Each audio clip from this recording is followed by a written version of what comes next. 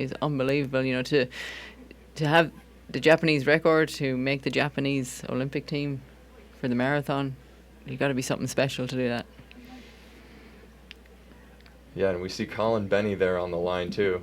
I've heard from sources, Peter Bromka, that he is one of the most underrated men in America, and he said that without any qualifiers too.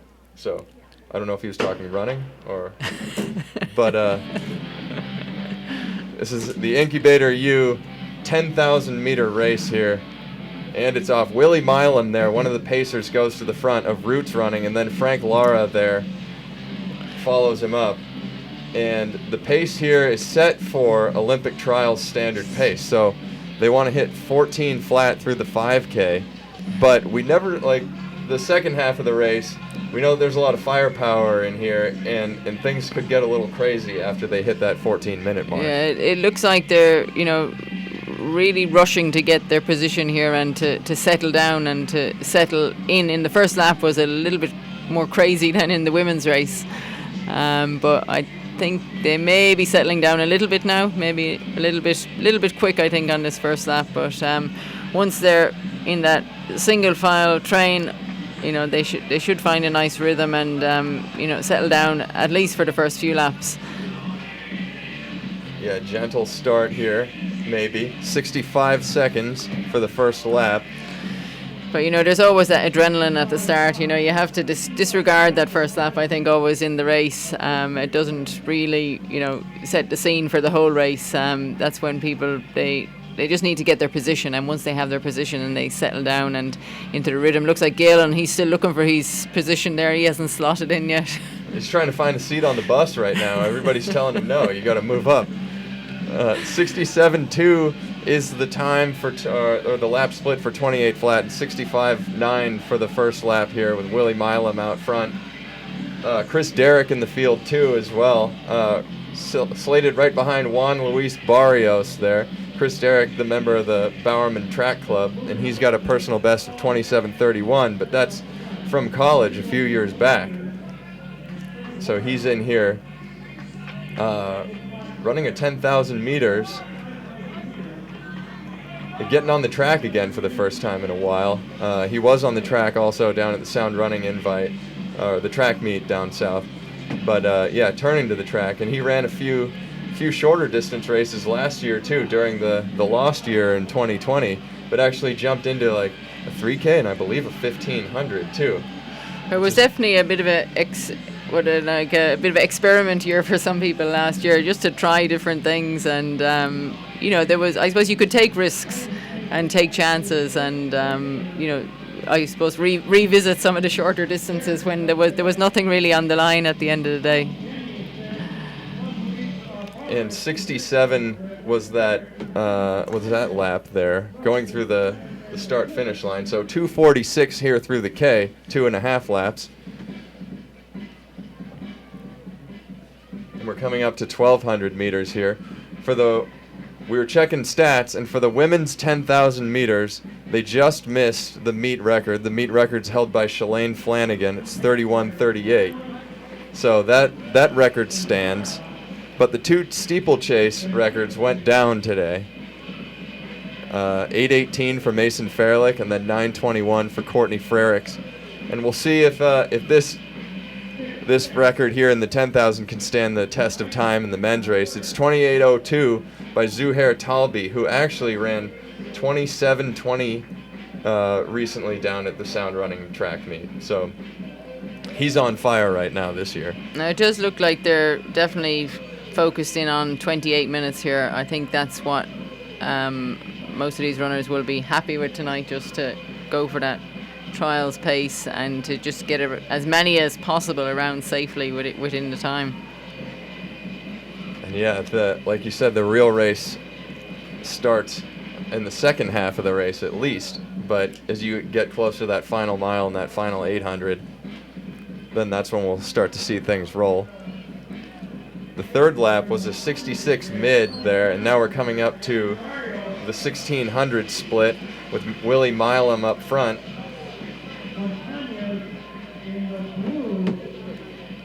And That split was 77 seconds, or 67 seconds. I'm sorry. 4:27 through the 1600. So they're just under pace. And Willie Milam, a Gonzaga Bulldog, too. He's got the mustache. He's like the Drew Timme of Gonzaga cross country, but he's running for Roots Running right now. He's out front helping everybody along.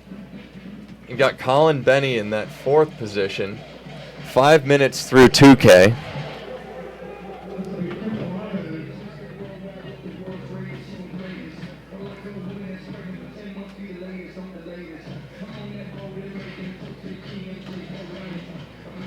And Willie's checking his watch often. Yeah, today he might be about to step off here now, and Frank Lara might be taking over for the next few laps. We know they've got a good bit of teamwork going on here tonight. It was interesting there was no pacemakers set in the women's race, but the men seem to have got themselves organised here to get Frank Lara and Willie Myler to carry them along for the first few laps, because it really does help when you get the pace set up by somebody and you're trusting people to get you through those first few laps. It allows you to relax and just not worry too much until you get to I suppose the racing part of the race. Yeah, Willie Milam checks the watch again. And Frank Lara, we know that he can take these guys a long way. He ran 27:42, I believe, down at the Sound Running invite. 27:43. I don't want to give him any more than than he's worth here. 27:43 recently, and that was a big PR for him. Yeah, and he's not wearing spikes. They're just wearing the comfort shoes here tonight. They're going to be. They don't want to take too much out of themselves, and they can recover quite well and use this as a workout. You got to take care of the feet, and that is another 67-second lap. So like clockwork, Willie Milam is doing these guys proud out here.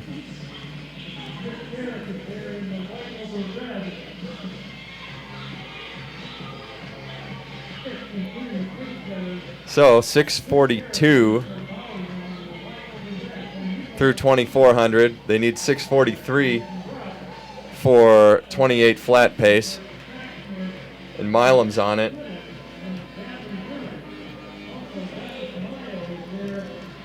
And still we've got Chris Derrick up there. Rupp is 2 positions behind him. So at this point it seems like Galen is just riding the train, as most men are out there. Yeah, I mean, it's interesting because, we're getting the pace for the times for the pacemakers, but then there's, everybody else is like a little bit of a second back, so they're all spread out a fair bit back the track. But I suppose if they're running at the even pace, then they'll be able to make up those few seconds in the last few laps. You always like if you can pick up the pace in the last lap, you get those bonus seconds that that's what allows you to relax more in the early laps, because you can run at a much slower pace, but then if you gain 10 seconds in the last lap, then you've saved yourself a lot of energy spread throughout the race. And you can race championship races that way too. Famously, the Olympics and the World Championships often close in 53 to 54 seconds for 10,000 meters. So you have to have that kind of leg speed, and that does a lot for your finishing time too. Takes a good chunk off. It does, and it's one of those things that you really just need to run the pace for 24 laps, and then the last lap takes care of itself. The name of the game is just getting around the track enough times to be able to use your speed at the end. Yeah, and Willie Myler, he's had enough now, and Frank Lara is taking over. And it's always interesting when the pacemakers drop out and the next pacemaker comes in, so the pace gets going again. But when the pacemakers ultimately drop out, if the runners in the race actually take on the pace or let it slip, and then it becomes a race. But I think most of these people here tonight are focused on getting a particular time. You know, it probably doesn't really matter who wins the race, does it? Everybody's in there to get a time for some purpose, you know, to help them with their training or to qualify them for the Olympic trials next month. I think that's the interesting part about this, Portland Track Festival too, is that it's kind of at that intersection between time pursuits, that type of season, and then championship racing. So you have some athletes who are in the field. Oh, we're getting a camera looking all over the place here. There we go. Somebody was chasing a bird. But you got some athletes who are still looking to grab that standard, and then other athletes who are looking to sharpen their skills for racing in championship season. So if somebody makes a bold move in search of time, then you've got others who are trying to counter it and brush up on their skills too. But I don't know why I'm telling you this. You know much more about this stuff than I do. And we've just dropped down there to 68-second lap, so I think we might need to pay a little bit closer order here and get back on pace, otherwise it can slip away in a few laps. But I think the key point here will be halfway, and so they need to get there in 14 minutes. So they're still on 10:04. That was, even though they slipped to 68, they're at 10:04 through 3600. But Frank just needs to step on it and make sure that doesn't happen again. He's got a lot of guys counting on him out here. He does, and now there's another little gap seems to be opening up here. We may just be getting a bit of a breakaway here now for those who are committed to the 28 minutes and those who are finding that a little bit of a struggle. And I think Suguru Osako, he's just kind of trying to bridge the gap there, because you don't want to get dropped off that first pack, because once that happens then it's very difficult to get back on again. And then that's Benjamin Eidenshank there in second place, and he's been up front for a little bit now. He's ran 67 back seconds. Down to 67 again. That's good to see.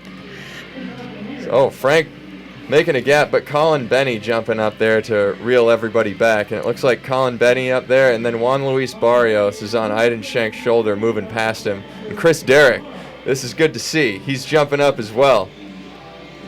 And Galen Rupp is still in there as well. He's just really just holding his position there, and he doesn't want to make too many moves. We know he can finish fast. I mean, I'm not sure how fast he can finish now after going off exploring the marathon. So, he wants to maintain this even pace for as long as possible, and use as much the least amount of energy possible to get him the full distance. You never know. Well, the marathon is interesting too, because we were talking, and I don't think anybody looks good at the end of a marathon. It's different from a track race where the winner usually looks pretty good when they cross the finish line, but everybody's just trying to make it to the finish in a marathon, and you rarely have a kick. Well, if you look good at the end of the marathon, you probably haven't tried hard enough, have you? Yeah, that's a lot of time out there to just be sitting around. Chris Derrick moving up behind Colin Benny in third here. Chris Derrick of the Red Lightning of the Bowerman Track Club. And then we got the packs bunching up behind them, so the pace is still rolling. We're still on 67s.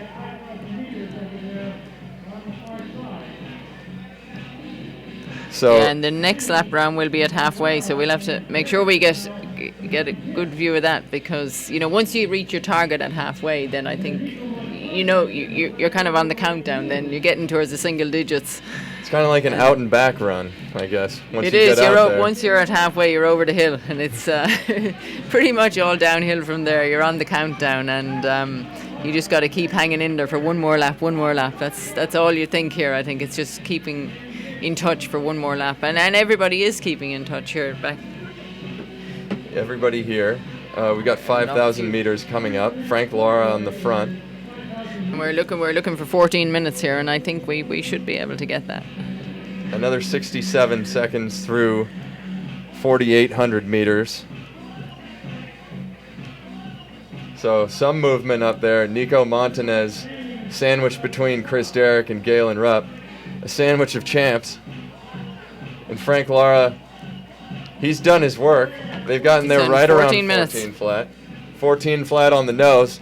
Frank Lara gets a good paycheck for that.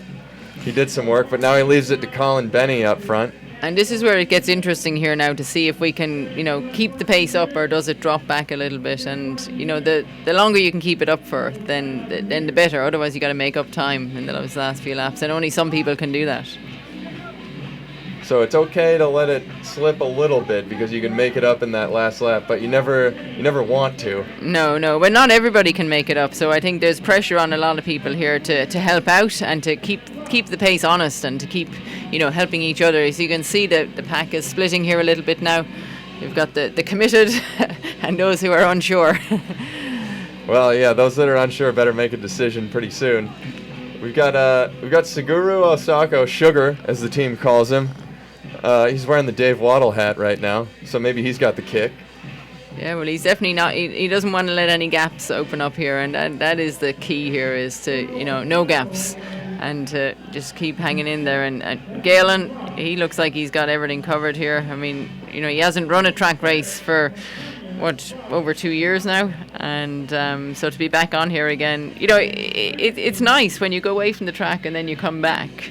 You kind of realize how comforting it is, and once you know the track, it's a nice place to run, and once you are prepared for it, then I think you can find the rhythm, and it's just easier to manage your pace, I think, on the track than on the roads.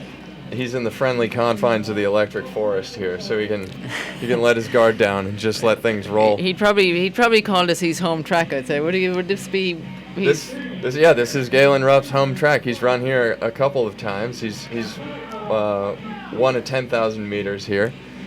He doesn't have the record that belongs to Zuhair Talbi 28:02, but that's... we may get that tonight, but there's still quite a few in it here, so we don't know who's going to get it, but I think, if we keep going here, that record is definitely in sight, and it would be great to see that. That would be fantastic to see here, if we could get a close. I know all of these guys in the front pack here are shooting for that 28-minute mark, so... We're down to 8 now, 8 in the front pack. And yeah, Juan Luis Barrios and Benjamin Eidenshank have dropped off that front pack there. But Colin Benny doing the work up front, Chris Derrick right behind him. And then Nico Montanez.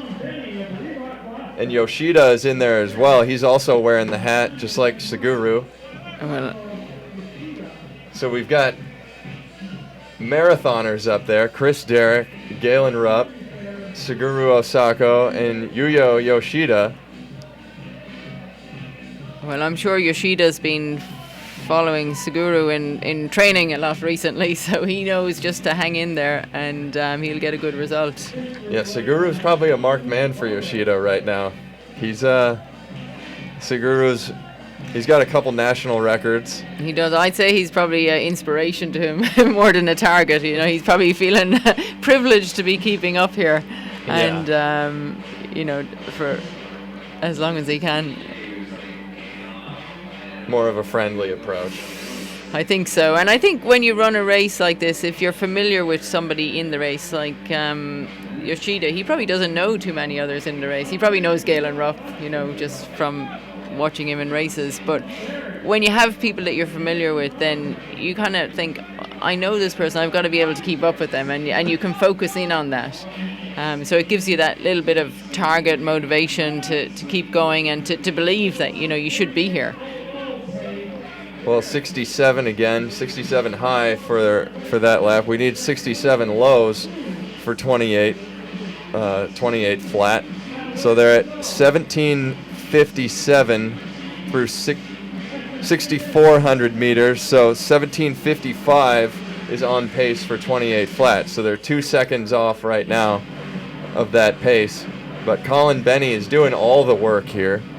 But I think they just have to maintain this pace, and without a doubt they'll be running close to 60 seconds for the last lap. So there's definitely some bonus seconds in here. You just can't let it drop beyond 68 seconds, and the record time will be there, and it looks like we're just within 10 minutes of the finish line now, 9 minutes to go, and it could come down to a good race to see who's got the fastest sprint. We've got the marathon runners in here, and then we've got a few track runners, and they could be they'd be wondering who's going to win out. You know, the strength of the marathon runners or the speed of the they might have track to get runners.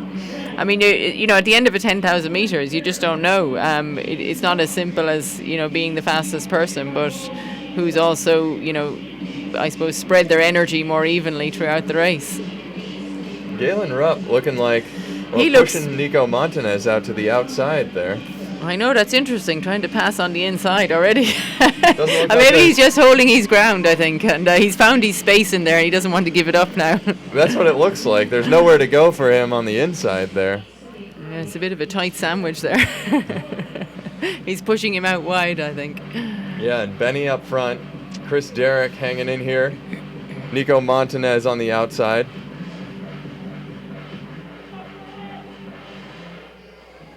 And then Benjamin Eidenshank leading that second pack there. So the men rolling up, crossing the line once again. And they're getting to 7,200 meters there, and that's a 68-second lap. So they need to get the pace going again. Yeah, no, they could settle in and get a bit comfortable here now, and they really need someone to keep pushing it. You know, they've left Benny out there in the lead for a bit too long now. He might be getting a bit tired. Somebody needs to take over, and there doesn't really look to be any willing leaders here at the moment. Someone needs to go out there and, you know, keep the pace consistent, because otherwise it is going to drop off here, and then, you know, they're not going to be too happy if they lose these few seconds in the last 3 kilometers. It seems like they want Nico Montanez to get out there in the front, because nobody's letting him back into the train. They're kind of pushing him outside and hoping that he takes the bait and jumps in front of Benny there.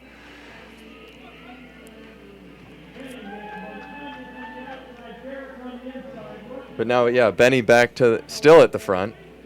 He's never not been at the front ever since. Yeah, I think Frank Lara. He doesn't want to let the pace drop, but he looks a bit reluctant in the lead there now. Like he's looking for a bit of help, but there's not anyone really willing to get out there. Galen Rupp looks like he's full of running there, and he just might hit the front here now with 4 laps to go. Would be kind of a opportune time for him, I think, to really, you know, knock down the pace a little bit. And here he is, you know, paying closer order here now as Montanez goes to the lead.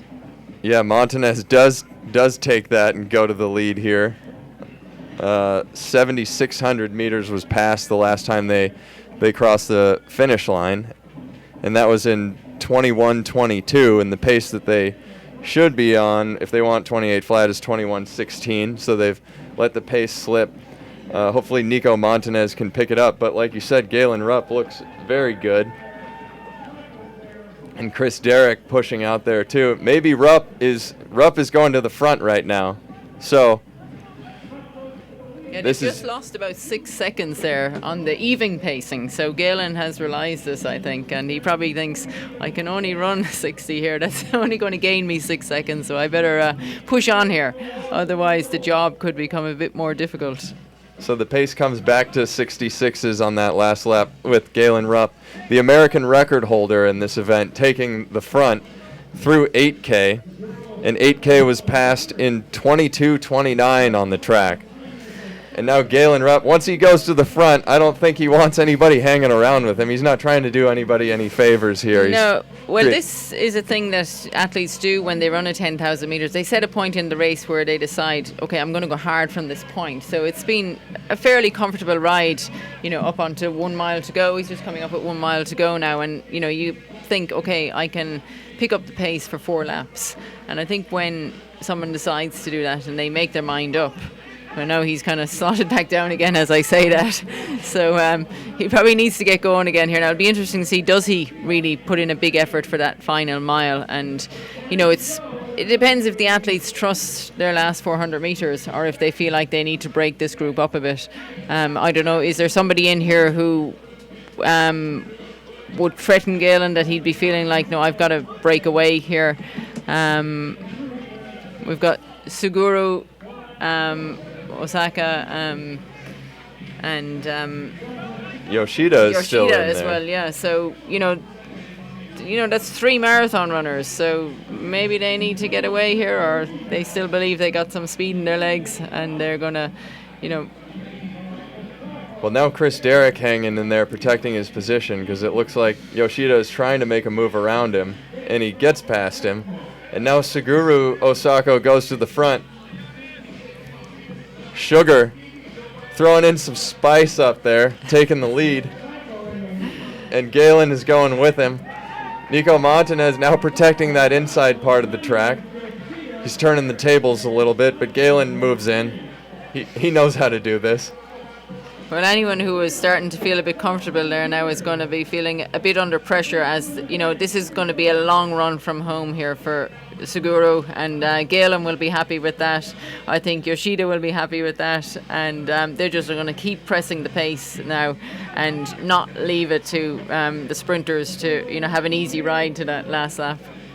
So coming up on a K to go here.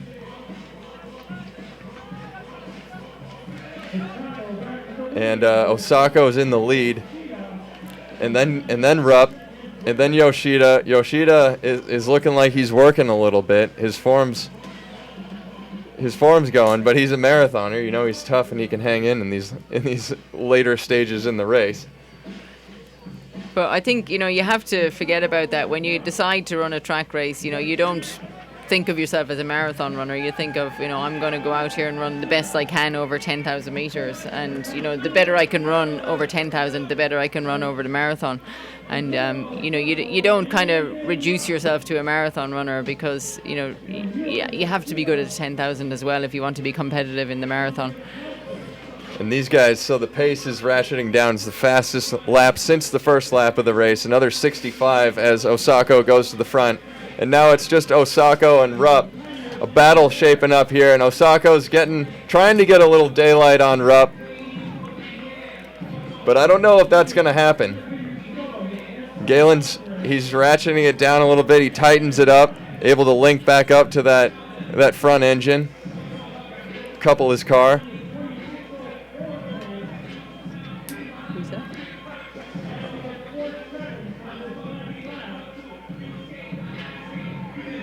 And then Jacob Thompson as well of Tracksmith up there. He's closing it in, but it's still Osako looking pretty good up front.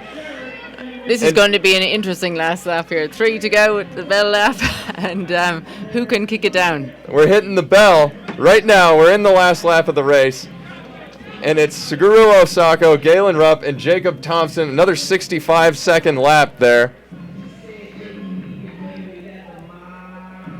So 26:55 with a lap to go, and Osako now opening it up. Osako, and now Thompson looking to move past Rupp, and he does. He gets by.